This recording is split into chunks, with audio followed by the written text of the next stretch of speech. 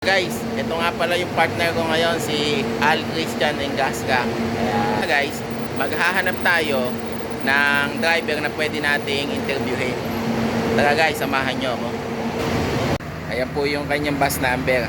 Interviewin po natin yung driver na to. Biyaheng Baguio po yan. Interviewin po natin guys. Yan, interviewin natin siya guys.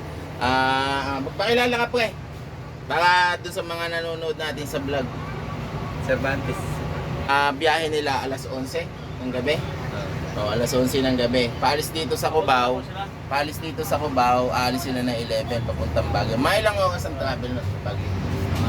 4.5 hours. Kaya guys, pagka kayo bibiyahe kayo papuntang Baguio. Hello po. Hello po. Wow, Hey, it's Ayan. Ay, sorry.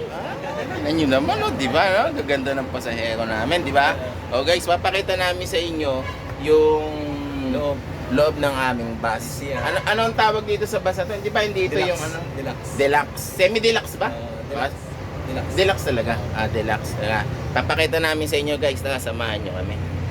Okay, Sir Bantes, samahan mo kami dito sa ano mo, turo mo, ha? Yan. Deluxe to. Ito yung CR. CR. Yun yung CR. Napakabango. Para kang nasa hotel. Kita natin.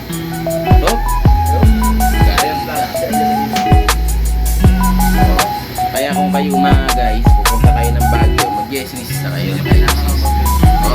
Lamig. Loob na siya yan. Lamig.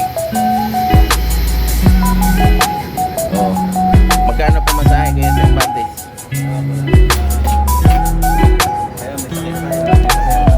Yan.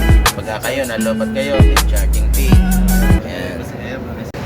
Ayan guys, at sabi ng aking kasama na driver, siya yung driver ngayon na in charge dyan, 11 PM. 695 lang ang pamasahe, meron ng CR, komportable kayo. Kaya guys, kung kayo Sumubok kasi ng Baguio. magpupunta kayo ng Baguio, let's G. Tapos sila dito. Punta kayo dito sa Cubao Terminal, dito sa Genesis Transport, at ihahatid kayo ng poging driver natin. Marami tayong driver. Diba? Ayun, ticketing book. Ito nga pala yung ticketing booth namin.